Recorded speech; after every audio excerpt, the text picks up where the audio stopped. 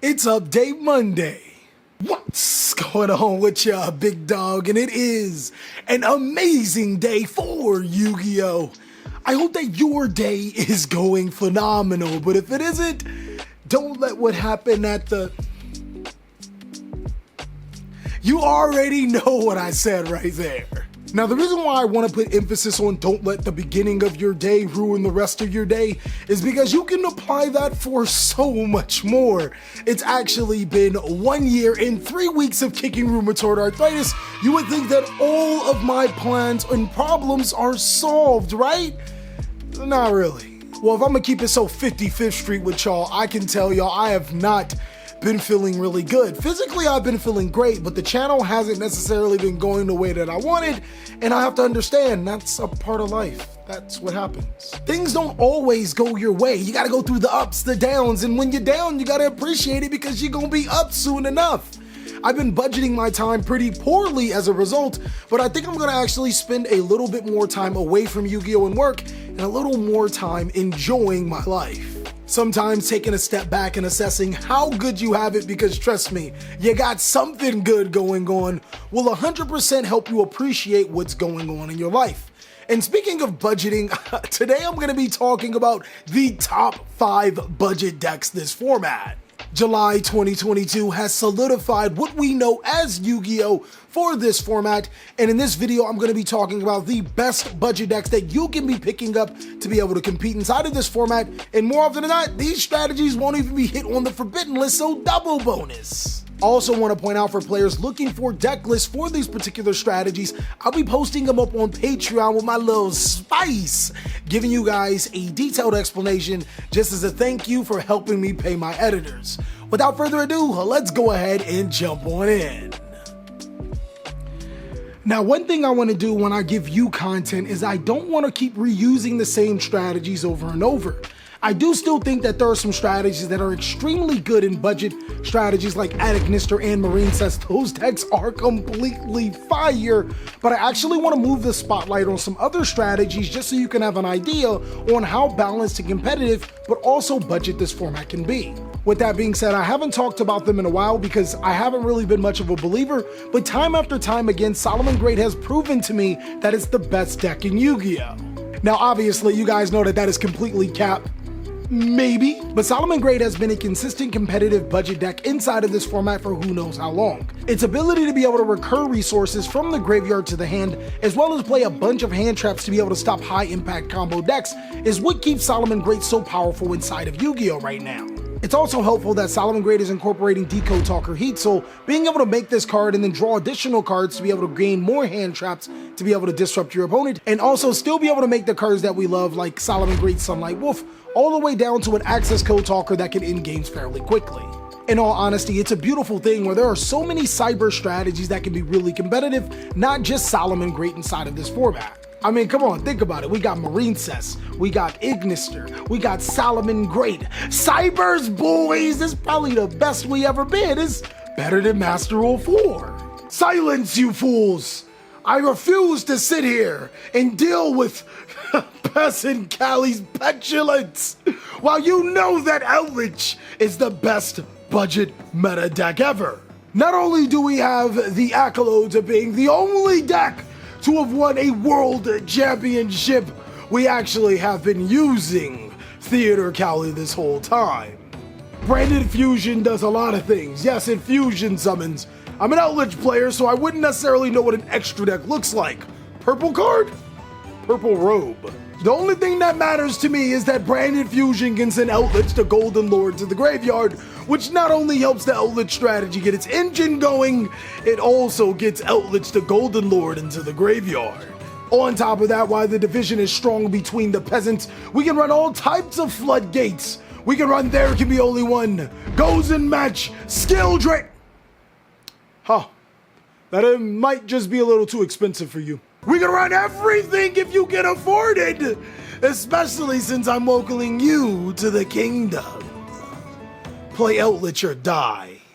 The choice is yours. Now, the first two strategies we talked about can do so well against the meta because there's a plethora of hand traps that can be used to stop or slow the strategies down, or its ability to be able to play floodgates. Switching it up, a strategy that can actually keep up with some of the top decks in the format, is easily Brigade.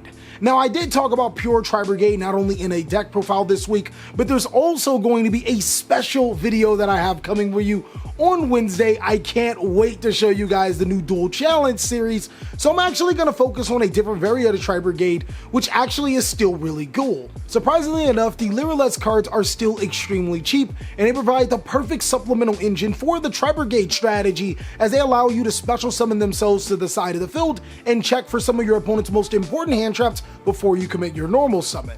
It can feel like a huge task trying to stop this Brigade deck, as even some of the most deadliest hand traps like Ash Blossom and Joyous Spring and the Beirut of Primal Being all fall flat to a Brigade strategy, because it can put up a disruption to be able to stop those cards before it commits its normal summon, meaning that even if your opponent does stop it at that particular time, just use your normal summon. Not to mention that Brigade always still has that pesky charade, the Ominous Omen, being able to banish a card on the field non-targeting, and then search a Tri-Beast card like DD Crow from your deck to your hand to be able to further disrupt the opponent. It genuinely doesn't matter what lyrics you write to the song, you can try as hard as you want, but the Brigade will definitely come down and always secure that W. Something that has slipped everyone's mind is easily the fact that all of these Calis exist in one universe, but there is a huge problem. I'm the only one that seems to know that every single Cali just so happens to look exactly the same. Why is that? Well, it could be because we're in a parallel universe where things don't exist, or I could be just a figment of somebody's imagination. I can be a broad, made-up being made by somebody to help pay his mortgage for YouTube videos. No. The real thing must be we are in an ultimate world, and we're in a virtual world. Virtual world. That just must mean Virtual World is the best deck in Yu-Gi-Oh! I'm not crazy, you're crazy. Conspiracy Cali may be onto something when he says that Virtual World is one of the better decks in Yu-Gi-Oh! Because it genuinely is. This strategy has been thrown to the wayside for some of the newer strategies, but Virtual World is extremely competitive. Being able to banish all cards on the field as opposed to allowing them to go to the graveyard through Virtual World QB Shinshin is actually a very good game plan. A lot of the new strategies in Yu-Gi-Oh! Have been abusing Chaotic Ruler, the Chaotic Magical Dragon, and while Shinshin cannot stop the excavation of Chaotic Ruler, any monster that they want to summon, the same cards that they want to send to the graveyard, will be banished, which is very hindering to their strategy. And in a format where a lot of strategies just stick to one mechanic, Virtual World actually has the duality of being able to play X-Seed monsters as well as synchro summon into some of the most powerful monsters in the game. You also wouldn't think about it too much, but Virtual World can also play some of the most strongest floodgates. There's Skill Drain. Fool! Didn't I already tell you that the peasants couldn't afford Skill Drain? King Cali, just because this is a budget meta video doesn't mean that all players can't afford Skill Drain. Silence, you fool! I will send you to the dungeon where you cannot look at Ash Blossom feed for a fortnight. Thank you, I guess. You're the only one infatuated with Ash's feet. Virtual World is actually sneaky enough to not only play around some of the best floodgates in the game, it can actually play them. Cards like Gozen Match and There Can Be Only One may seem like an inconvenience to the Virtual World strategy until you realize that it's a deck that's so versatile it can actually play around them and play it to ruin the opponent's strategy itself. Virtual World are easily one of the best budget strategies, not only because of its survivability, but its ability to be able to adapt for other strategies and still be able to play some of the most powerful floodgates in the game, on top of its synchro and X-Seed capabilities. A deck that is really doing well for itself and has genuinely come into its own is the Dino Morphia strategy. Now, I never thought that I would say budget meta Dino Morphia. I never thought I'd say Dino Morphia good, but here we are. The Dino Morphia strategy can easily fusion summon into Dino Morphia Rexsturm, which is literally a walking your opponent can't play Yu-Gi-Oh! Bonus points for anybody that sits on 420 or 69 life points throughout the duration of the game, because after that, the Dino Morphia strategy will win the game shortly after because of its ability to be able to summon some of the other fusion monsters that can quickly turn the game on its favor. Now, I know Morbius is a complete flop, but Dino Morphia is going to make up for it. All of that wasted time you spent watching the movie, you actually could have spent that time playing original with Dino Morphia, as this is a strategy that can finish games rather quickly. And the reason why this can be done is because of Dino Morphia Stealth Bergia.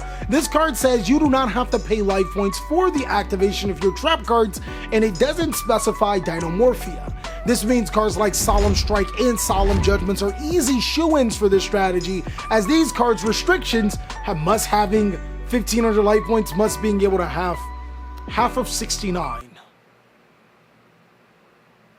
See, this is the philosophical that I'm talking about with Dino Morphia. How do you have 69 in Yu-Gi-Oh? Well, gosh golly, Cali, I know that one. It's pretty easy. Half of 69 is back shots, because after you do the, then you, no? Okay.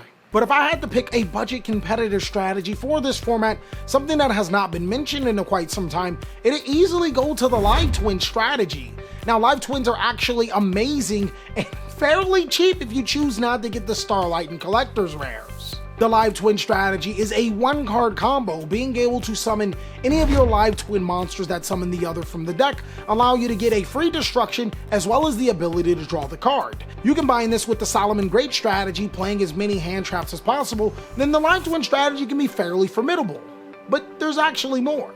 Live Twin players as of recent have been incorporating the Dogmatica package, because using Nadir Servant to be able to send your Evil Twin Trouble Sunny from the deck to the graveyard allows you to be able to special summon Evil Twins Leela and Kisa Kill from your deck, which has some devastating effects. Now, normally I tell you never to put down your firewall, but you'll be dragging out some wins when you play this malware deck. It's a really cool strategy.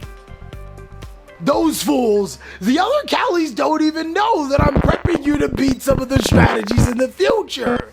A new card from Power of the Elements works perfect for Evil Twin Turbo Sunny, and there's gonna be a lot of discord allowing us to take over.